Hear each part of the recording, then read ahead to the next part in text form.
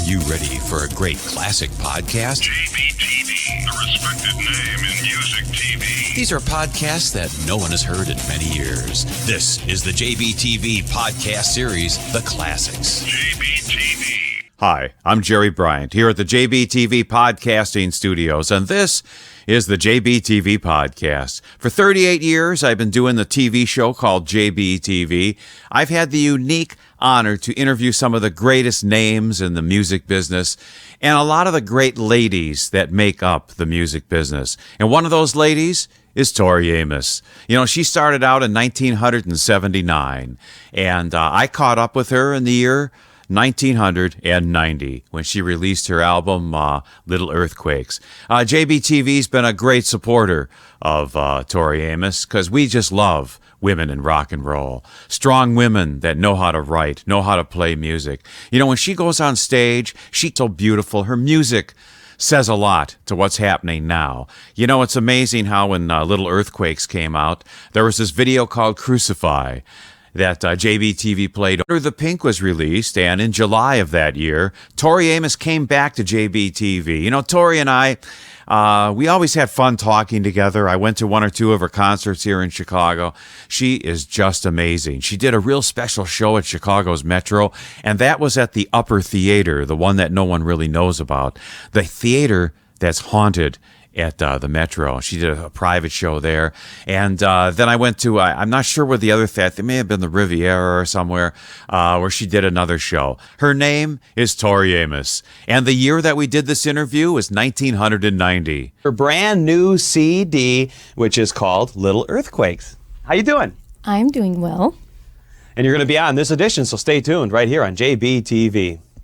So anyhow, this is JBTV from downtown Chicago, and I'm Jerry Bryant, along with Tori Amos. How you doing, Tori? Hi, Jerry. So you having fun so far? We haven't asked you any questions or nothing yet. No, we're having a great time hanging out in the studio. Uh-huh. You should show them what we didn't film. We should show them before this. What was before this?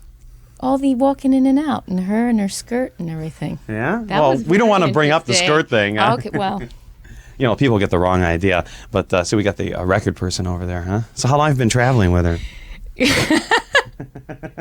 Linda flies in and out of cities. She flies into where they serve good food. Mm-hmm. We had Italian food today. We'll have Italian food tonight. Mm-hmm. We'll have Italian food for breakfast. Is that the leftover Italian food for breakfast, or is that brand new Italian food? Well, I haven't had Italian food for breakfast, so it's going to be a new experience. Mm-hmm. I'll call and I'll call you and report back. And the fact you did it with all these little boxes and things? When we filmed this, they had me, it's the box inside a wheel. So you couldn't see the people that were wheeling the box. But it was an incredibly small space. And I rolled around in that thing for at least 3 hours of filming. And it was complete turns. So that physically, what you go through, going through that, I really can't describe it. Finally, they decided to stop filming when I fell out of the box, and they thought I broke my hand because I wasn't going to be able to play the piano, which really doesn't serve anybody. So So no more takes after that one? no more takes, and there's so much on film that didn't get in. All my pain isn't in that video. But that director, she's one of my best friends, and she always has to find ways of, I'm either hanging from cliffs or, 20 tons of water is going to drop and blow me to pieces. She gets such a kick out of watching me almost die. Mm-hmm. I don't know. I think we were married in another life or something. Uh-oh. Who knows? Well, let's stay tuned right now on JBTV. Great. Yeah. Hi, I'm Tori Amos on JBTV. JBTV. Let's do this again. Hi, I'm Tori Amos on JBTV, and this is my brand new video. So did you have fun on that little part? That was a lot of fun. Uh-huh. I wouldn't want to be a video. This is do you ever get nervous doing this? I mean, being in front of camera, I got to tell you, it's a bit weird because you're trying to pretend. Do you ever, that it's not there, but it's really there, and they're all through there, All those people watching? There's only, but this show only gets like 2 or 3 viewers. It's just your mom. Oh, my mother doesn't even watch this. How do you know she doesn't? Because she hates rock and roll. I bet she sneaks and watches you. No, she I doesn't. bet she does. Oh, no way. Are you She thinks this sure? is like the worst thing. She says I should cut my hair and get a real job. No. Yeah. Does she really say that? Did you ever have that when you were getting into music and everything? if I cut my hair, I'd look like Dumbo. I have these Why didn't really say huge cut your ears. hair? Actually, they wanted me to get a real job, as in being a classical pianist. You know, very, I don't know, well trained. Practice that Beethoven. Well trained, yeah. And so the people that eat stinky cheese and drink that expensive wine, and that probably have clean underwear all the time, come and listen to you play. What fun is that? The stinky cheese, maybe. We'll keep that. I don't like the stinky cheese part. But you know, I don't, but I do like some people that like stinky cheese. That's a bit weird, isn't it? But it's true. Well, you know, it's an acquired taste, I guess. Yeah, I haven't. I'm still on cheddar. That's all. Parmesan. And I think classical music is one of those things that a couple hundred years ago it really had a lot of passion, but it's become passionless. It's so old now. It's been around, you know. I mean, it's like the classics. I mean, you know, how many times you want to hear, you know, The Who doing Won't Get Fooled Again? I mean, it's a great tune. And when it first came out, everybody said, get that crap off the radio. Because it's no one's going to like this stuff, you know. Well, I think that if you lose why the people wrote it, if you lose that energy in it, then it's not worth listening to anymore because you've missed the point. And I think when they play that old stuff, when you hear Led Zeppelin in the elevator, you've got to lose your mind laughing because it'd be great on mushrooms if you heard it. But other than that, it's a bit hard to digest because... Well, I think the brand new Living Strings elevator music of Led Zeppelin is it's pretty good stuff. Well, I would, when I played bars at the Marriott, I would see how far I could get away with stuff. I'd be sitting there doing New Year's Day by U2 next to Feelings because I really wanted to see if these really closed-minded polyester kinds of corporate yada yadas, see, I'm saying nothing that can censor me, would understand what it was I was playing because they would give me this whole riot act about what I couldn't wear, no leather, no hairspray, no, I mean, it was really getting difficult there for a while, especially because I was in my snake pants phase. Plastic, but still. And so they were really into the feelings and the memories and all that stuff, and I would just go, dun dun dun dun on the ice and snow, do do do do do do, and they'd never know. They'd really come up to me and say, "Oh, is that Aaron Copland, or is that something I didn't recognize?" And it would just be wonderful moment of victory. And then these guys all hit on you then after you're done playing and stuff? Is that what? Yeah, that was kind of part of it. First, you can't wear anything that they want you to wear, right? That was part of it because they had to feel like, and this isn't to be demeaning to them, but I think they had to feel a bit of the power. They knew that you needed the job, which I did. You needed to play that cocktail piano because that's all you can really do. If you're not making records, you teach, or you're the church organist, or you play cocktail piano. I was a church organist. Were you? Yeah. Really? A 3-keyboard pipe organ in church. What did you play? Well, I played all that church stuff. Did you play? Yeah. 4,000 tons to sing and all that stuff? Yeah, but I got kicked out of church because remember Whiter Shade of Pale came out? Yeah. Did you play that? I played that wide open. I had that organ cranked. Did you? Oh yeah. Yeah. Oh, I wish I would have been there for that. All the windows were rattling, and I had all the pedals going, all the keyboards. I had every stop pulled out. You're not winding me up. You really did this. Oh yeah. Yeah, in Was fact, your mother there? No, but the head nun was, and she said some very bad words. She said, well, I'll say it. This is my show. I can say anything I want. She says, turn that fucking thing down. And right when she said, turn that, I stopped right then and there. And so those other couple words came out, yeah. She really knew that word. Yeah. Fantastic. Well, they knew a lot more in the church. They knew all about that word in church. Well, even the nun, she knew about that word. Oh, yeah. In fact, I was a server, too. And why am I telling you all these stories? No. Well, I'm a minister's daughter, so I do appreciate when the institution shows its colors. No, I was a server. I was the only one that showed up. All the servers didn't show up. And so I lit the candles, got the wine, all this stuff. I was a Catholic church and all this. And so I go to, none of the priests are in the place. It's like 5 a.m. Nobody's there, you know. So I go over to the head, you know, where the nuns are. I forgot, what is that called? The convent. Right. Yeah. So I go over there, and all of a sudden a tile goes falling off of the top of the building, those little concrete tiles. Yeah. And here is the father. The priest is actually crawling out the upstairs window. Yeah, and by this time I already woke up half the place because I rang the doorbell, and so the one of the other nuns saw what was going on, and it was, you know, that was the end of him. That's perfect. He was transferred that very afternoon, you know, out to some other church, so he could find some other nuns to have religious experiences with. Well, those experiences. And that's my church story. This is a church talk here on JBTV. I have a really good church story. You want to know mine? Sure. This is your show. Yeah. Can you say anything on this show? Anything you want. No kidding. Okay. I had these friends, and because I was a minister's daughter, I had the key to the church. And they would get me to give them the key so they could go up into the steeple and smoke a little weed. Because they were getting caught and stuff, and it was awful. We were 13, 14. And I was always a bit of a nerd. Although I had cool friends, you know, I kind of was. Well, everybody was at 13. I mean, you know, there's just a few cool kids in school. Well, my friends were the cool kids, and I think we had grown up together for so long that I was like Dopey in the Seven Dwarfs. You know, that's just the way it worked. But I'd get them the key, and they would go up, and we'd go 3 ladders up. And it was really a great experience to know that we were doing something that I truly think Jesus would have approved of. Because I think, and I always believe this, truly I say this from the honest part of my being, that the institution, my father and I discuss this a lot, he's a minister, and we agree on a lot of things.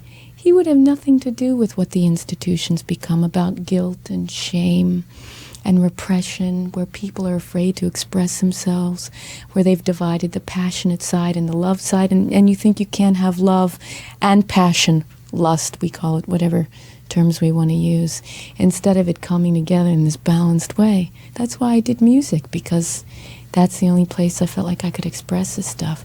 And you get so confused with these ideals and these belief systems. So we did our duties, Jerry. Yeah, we grew up the old-fashioned way, without metal detectors and and all the stuff. I mean, it's really gotten bad in schools nowadays. And I mean, some of the kids that, you know, watch the show and they tell me, oh yeah, we were going through the metal detector at school and this other guy shot somebody in class. And I'm going, geez, I just went, the hardest thing in school was figuring out lunch men, you know, what you're going to have for lunch. And complaining about lunch then, because it was the same, you know how school food was. I know exactly how school food was. My mother always made my lunch, but it always got soggy. She really tried, but you know how the peanut butter and jelly, the jelly got through on the other side of the bread? It's only good the first, 2 or 3 minutes. No. I mean, you got to like do it right then and there. But I always wanted to share my peanut butter and jelly with Robert Plant. Oh, really? I always did, yes, sir. So did you have a chance to? Not yet. Well, he's on the show next, coming up. Not yet. Well, great. Well, this is fun. Let's see some more music videos here on JBTV. The in-depth interview on this edition, and we'll be back with Tori Amos. Yeah. Yeah, well, that's my company, Wexter Oh, Enterprises. Wexter. But the show's now being produced here, and we're going to convert the name Sometimes. in 30 days to JBTV. This is so All fun. the stuff that It's really we're doing real. here. Oh, it's free form, I don't want to do a regular show. Nobody does So, that. Mike and... To me... You can ask me anything, you know. Anything? Well. What about this? Okay, great. Well, welcome back. Hey, this show is going really good. This is USA Music Today, or is it JBTV? Well, you have to stay tuned week to week to find out, right? Right, Bob? Right. So what else? Yeah, I can ask you any question. Who designed your cover here? Well, Cindy Palmano is one of my best friends. She does the videos. I don't know about She's you, done but my this covers. is a strange back cover here. Well, we all know what this is. Besides it being mushrooms, we know that it's very sexual. And that was the whole point of it. Because we thought it was good fun that the box was really, really small, and that the mushroom was really massive. We thought it was really good fun. I mean, you know, we don't hide things around here. I never ask questions because to me the music speaks for itself. And you know, you go on MTV, VH1, Letterman. Of course, you were on Letterman. Now you know a couple of our bands that have been here on JBTV went over to Letterman. Toad the Wet Sprocket was one of them, and they didn't have a chance to talk to him. And so, tell us a little bit about that experience. Well, I think that David gets so many people really wanting to talk to him and wanting something from him that you feel like you're invading his space if you do that, because I've said this a couple times and I really truly mean that. I don't think anybody's just ever talked to him just because he's David, a guy, a person, which I think would be a really weird feeling, because people don't know me like I don't get that. I'm able to have conversations with people, just girls in a bathroom talking about what kind of lipstick you use. That's a great feeling. Instead of David and the girls in the bathroom. Well, no, I don't know about that. But it's just, I think, a strange feeling for people to want stuff from you all the time. So I don't know if anybody's just wanted to hang out for that reason alone. Well, he's got that girl stalking him. You know, that one girl that keeps... Well, and I think she wants to hang out with him. That seems to be... yeah, she wants to, I think, do more than hang out with him. And I think that that's pretty spooky. Because I can't imagine that happening. I think that you just feel so... I mean, that's really spooky. That's like one of those movies that... Those people shouldn't be excused to do that. Yes, it's a free country, but they're crossing boundaries. I mean, what if you had some chick stalking you 24 hours a day? I know you're going to say depends what she looks like. But what if you didn't like what she looked like? Oh, you mean that one? I mean, you know, really. And I don't know. I still think that, you know, very interesting mushrooms here. I didn't know those were mushrooms, though. Yeah, they're mushrooms. No, I realized that was I couldn't tell what they were. No, actually. they are mushrooms. That's a very late 19th century drawing, if I'm correct. And she was taking pictures of these in Devon, which is in the UK. She was taking pictures of these live mushrooms. And she came back into me, and I said, "What have you been doing?" She said, "I've been taking these pictures of these mushrooms." And I said, "What kind of mushrooms?" And she couldn't stop giggling for 10 minutes. I mean, she was just having the greatest time. So I guess we figured out what kind of mushrooms they could be. So we just decided that we had to share this with a few people. And that you did. What other tunes on your CD do you think that people should check out? Plus, it was called Little Earthquakes, and we couldn't resist little. Well, you know, in America, we're having more than little earthquakes. Yes. I know. Hopefully not as we speak, though, you know. No, well, this wasn't, I'll tell you, when I was experiencing writing these songs, I felt like my guts were walking around. I was watching my intestines just kind of standing there like eels dancing up in front of me. And not to get gross on you, but I think when you're going through stuff emotionally, you feel like all your body parts are just out there. What was so emotional about all this? Oh, I don't know. Just some trauma. Trauma? Just a little trauma? But we've worked through it mostly. So I don't think I'll ever have anything to write about again. I think I got to go into something else, maybe cooking or something. Well, we heard that the Marriott needs a classical pianist. Oh, yeah. Yeah, that would be interesting. So we hear you're a big star now in England. I mean, everywhere you go, it's all, you know, you're everywhere. Well, people are listening to the music. I've been doing this for so long that I don't know, big star is kind of like a bit of an eye roll just because... You got to work all the time. You never have time yourself. I think, but you know, the funny thing is it's great that as musicians, people put us on, we have magazines about us, but it could have been scientists, you know. Rolling Stone could have been about physicists, and they could have had their open chests and stuff with their little microscopes, and it could have really been. They chose music and they chose film, but they didn't have to do that. They could have chosen any profession, really, when you think about it. And 200 years ago, it wasn't about that. It didn't have all the glitz and the this means you're somebody. I think that gets really tricky because I know a lot of people making records that thought that when they put it out and got recognition that meant fame meant they were somebody. That doesn't mean you're somebody. That means that you just get your picture in a lot of places. That's all it means. I mean, if I only have an hour, I'm going to go to another restaurant. I'm really into eating. But I burn a lot of energy because... Are you coming to my show tonight, by the way? I'll definitely try to. But, I think you would enjoy it. I wouldn't, I really respect people's time. And I'm not saying this just to say this because I don't have to do that anymore.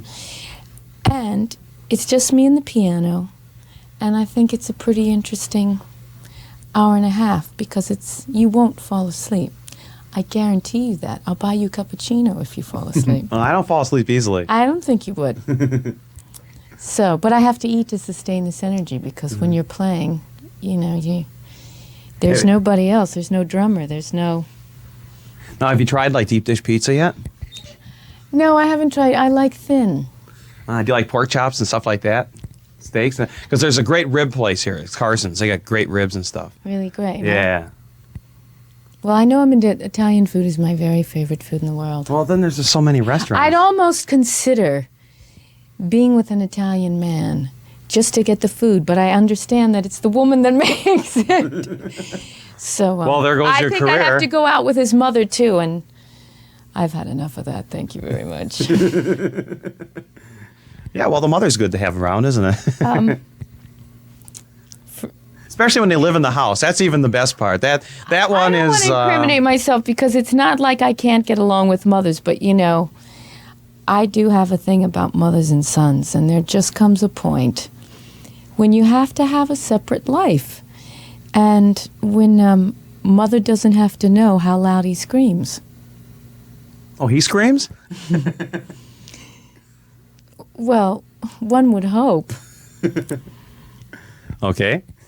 You said this is an open show, and I think we're not ashamed to talk about. That's a beautiful thing. For a long time, I think a lot of times we wondered, did our parents really make us? Did they really? Because you just go, I don't know if our parents would ever get down to that. Well, I never thought they did. Yeah. But they did. They really did. So. At least once. At least once, yeah. Especially after marriage, I think that's probably what it ends up at, right? I know. Well, but I would like my kids to be able to feel like, yeah, my parents are in love. They really love each other. And they're romantic, and that's not a naughty thing. That's nothing we have to be ashamed of. So we'll see when I have kids. I mean, I think I'll live that because I can't imagine staying in a relationship where I'm not in love. I'd rather be alone. I don't mean to get too... Am I getting heavy? I'm getting... Not at all. This is what people wanted to hear about. I mean, this is what we're here for. Well, what else do they want to hear about? I'm certainly not going to ask you all the stupid, dumb questions that everybody asks. I mean, how many... The top 5. I always ask everybody this, though. So this is my easy question is, what are the top 5 things that you're always asked when you go on these things? I'm always asked, what do you think of being compared to Kate Bush? Then I'm asked...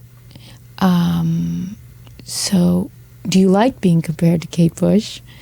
Then I'm asked... do you know Kate Bush? Then I'm asked... What's another big one? Oh, they always ask about my father and if he pushed me to become a musician, which he didn't. He did go to bars with me when I was 13 years old. He chaperoned me because, we were having it out then, as fathers and daughters do.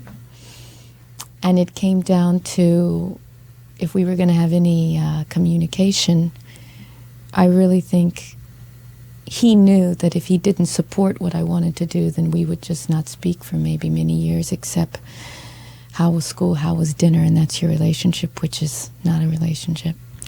So he chaperoned me to these clubs, and the first club was a gay bar in D.C., and he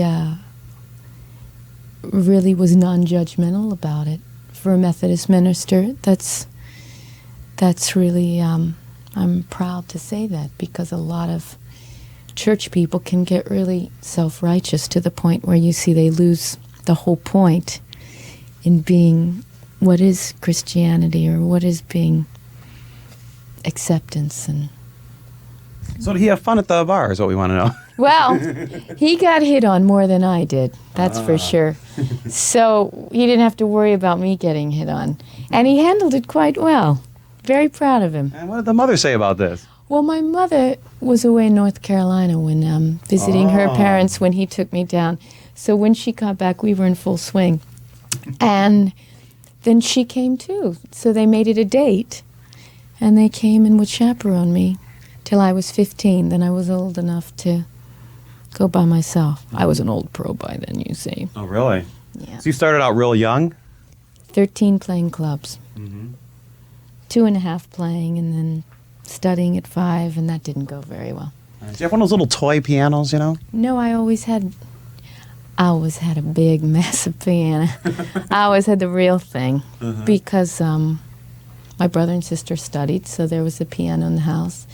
And I think if it would have been a toy piano, nobody knows if you can play, because it doesn't make the same sound. It's not a piano, really. It's for people that can play, and I really needed a true instrument. So I'm lucky that they played. The story of your life here. She needs a true instrument, and I guess that explains the cover. Right. You're so fast, Jerry. Hey, well, you know, that's all part of being a host of a show like this, which is free-form alternative music. Show the face of our friend. Show the record company. She's going, I don't believe this interview. Get on the plane for this. She'll love it when it's edited down and all put together, you know. Yeah. We have to keep her in there a little, though. Yeah. So she's a little dark there, Benton. Can't you get her a little brighter? That's okay. There we go. There we she go. is. Yeah. Our record reps, Thanks. Yeah. where you're going to guarantee tons of CDs, right? As long as you guarantee. Now what kind of camera is this here? Too many Well, controls. this is a new camera. We're learning, so that's good. Well, it's an updated old camera, so it's the same old camera, but it's a new camera. Oh. Does that make any sense? It's like a piano that is a new piano versus an old piano, but it still has the same keys, you know. Okay, I'm going to try and follow. Well, you're doing a good job at it. What other music do you like? If you wanted to see a video right now, which one would you like to see? Well, I don't have a television, and I've been gone for... I've been in the UK How can you live for without a year. TV? I know. I'm getting it sorted. I'm getting one. So I'm not up on anything. I'm a bit behind. I'll play something for you special right now. Play something that you think I'd like. Okay. You'll like this. Okay. Here it is on JBTV, a special for Tori. So anyhow, it's Jerry Bryant, along with Tori Amos here, and we're talking about life, religious experiences, your album cover, David Letterman. I mean, what else should we talk about that would be fun? Let's talk about where you'd go if you could leave your studio room. Oh. If you could go anywhere. Scary questions. Well, there Where goes the would rest you of my go? life. No, where would you go? Where would I go? Yeah. Someplace warm. I like to go someplace warm. I don't like cold weather. I'm gonna do a concert in Iceland. That's one of the most. I have a week where I'm going to Iceland, and I'm so excited because I'll be there in the midnight sun.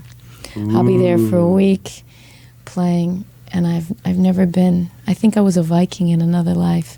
Not to imply that they were Vikings, but I have this thing about the midnight sun. And you're wearing one of those funny suits like Madonna would wear then? No. You know how those Viking suits are? You know those things they wear? Yeah, I know. Yeah. I don't know what my connection is. I think I was a male Viking, though. Nun pelts. Yeah. Do you believe in like reincarnation and stuff? Yeah. Yeah. That only makes sense to me that you have lived before. But I think everybody has their own ideas of what that is. But yes, I absolutely have gone to places where it's so real to me that I can almost tell you what it used to look like. a lot of people have that. They might not recognize it, but they're drawn to go to a place so much so that they have to go there. They have to be there. And they It's like the almost have deja vu flashes. stuff. Yeah. Like, deja vu, whatever it's called. Yeah. And you go somewhere and it's just, oh, I've done this before. That happens to me a lot. Yeah. I have deja vu every 10 minutes. Especially when you're at the Marriott going, I'm going to be out of here any day now. Right? Yeah, yes, I know that very well. So where are y'all playing? You're playing all around the country right now? Or? I'm doing most of the country, as much as you can in 3.5 weeks. And almost every night playing. Then I do Australasia and do Europe again, Iceland and Israel. And I'll be back in the fall doing a fall tour in the States. Bit bigger venues because we'll bring a light show next time. I'm not going to do a band for this record, just me at the piano, but I will. I'll spiff it up and bring a light show next time.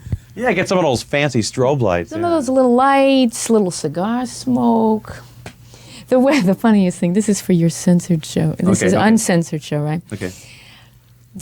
I have a wonderful German promoter, and he has an assistant that works for him.